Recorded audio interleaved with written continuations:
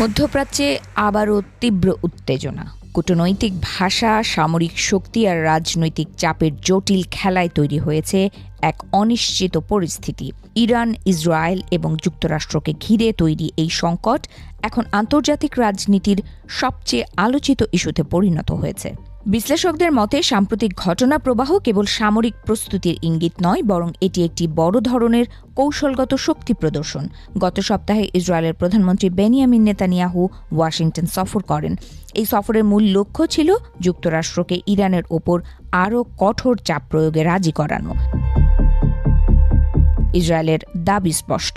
তাদের মতে ইরানের পারমাণবিক কর্মসূচি পুরোপুরি বন্ধ করতে হবে, ক্ষেপণাস্ত্র উৎপাদন সীমিত করতে হবে এবং হাইপারসনিক প্রযুক্তির উন্নয়ন থামাতে হবে। ইসরায়েল এটিকে সরাসরি নিজেদের জাতীয় নিরাপত্তার প্রশ্ন হিসেবে দেখছে। অন্যদিকে যুক্তরাষ্ট্রের প্রেসিডেন্ট ডোনাল্ড ট্রাম্প প্রকাশ্যে সতর্কবার্তা দিয়েছেন। তিনি বলেছেন, একটি গ্রহণযোগ্য চুক্তি না হলে কঠোর পদক্ষেপ নিতে বাধ্য হবে ওয়াশিংটন। তবে ট্রাম্প প্রশাসনের এই অবস্থান যুক্তরাষ্ট্রের ভেতরেও বিতর্ক সৃষ্টি করেছে। ইরান অবশ্য কঠোর অবস্থানেই রয়েছে। দেশটির পররাষ্ট্রমন্ত্রী আব্বাস আরাগচি স্পষ্ট জানিয়েছেন, তাদের ব্যালিস্টিক ক্ষেপণাস্ত্র কর্মসূচি কোনো আলোচনার বিষয় নয়। তেহরানের মতে এটি তাদের আত্মরক্ষার মূল ভিত্তি। এই উত্তেজনার মধ্যেই পেন্টাগন মধ্যপ্রাচ্যের দ্বিতীয় বিমানবাহী রণতরী ইউএসএস জেরাল্ড ফোর্ড মোতায়েন করেছে। সামরিক বিশেষজ্ঞরা বলছেন, এমন পদক্ষেপ অনেক সময় ভুল বোঝাবুঝি তৈরি করতে সংঘাতের ঝুঁকি বাড়িয়ে দেয়।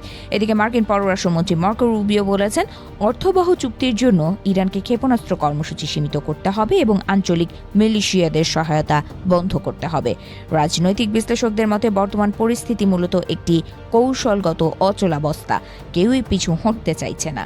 ইন্টারন্যাশনাল ক্রাইসিস গ্রুপের বিশেষজ্ঞ আলী ওয়াইজ বলেছেন, ইরানের কাছে ক্ষেপণাস্ত্র কোনো দর কষাকষির বিষয় নয়, বরং রাষ্ট্রীয় নিরাপত্তার অপরিহার্য অংশ। ইসরায়েলের অবস্থানও একইভাবে কঠোর। নেতানিয়াহু মনে করেন, কেবল পারমাণবিক চুক্তিই যথেষ্ট নয়, এতে ইরানের আঞ্চলিক প্রভাব এবং ক্ষেপণাস্ত্র ঝুঁকিও অন্তর্ভুক্ত থাকতে হবে। এই সংকটে যুক্তরাষ্ট্রের অভ্যন্তরীণ রাজনীতিও গুরুত্বপূর্ণ ভূমিকা রাখছে। একদিকে ইসরায়েলপন্থী লবি ট্রাম্পের ওপর কঠোর অবস্থান নেয়ার চাপ দিচ্ছে, অন্যদিকে তার নিজস্ব রাজনৈতিক ঘাঁটির একটি বড় অংশ নতুন কোনো মধ্যপ্রাচ্য যুদ্ধের বিপক্ষে। মার্কিন গণমাধ্যম ব্যক্তিত্ব টাকার কার্লসন সতর্ক করে বলেছেন, ইরানের সাথে যুদ্ধ হলে তা আমেরিকার জনগণের ইচ্ছার বিরুদ্ধে যাবে। পরিস্থিতি আরও জটিল হয়ে উঠেছে, কারণ দুই পক্ষই এখন এমন অবস্থানে দাঁড়িয়ে আছে যেখান থেকে পিছু হটা রাজনৈতিকভাবে কঠিন।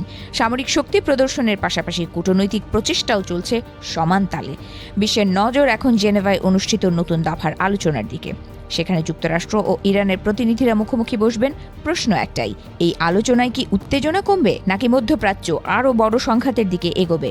বর্তমান বাস্তবতা বলছে, যুদ্ধ কেউই চাইছে না, কিন্তু ভুল হিসাব, রাজনৈতিক চাপ এবং পারস্পরিক অবিশ্বাস পরিস্থিতিকে যে কোনো সময় বিস্ফোরণের দিকে ঠেলে দিতে পারে। তাই এখন পুরো বিশ্বের অপেক্ষা, কূটনীতি কি শেষ পর্যন্ত যুদ্ধকে থামাতে পারবে নাকি ইতিহাস নতুন করে আরেকটি বড় সংঘাতের সাক্ষী হতে যাচ্ছে?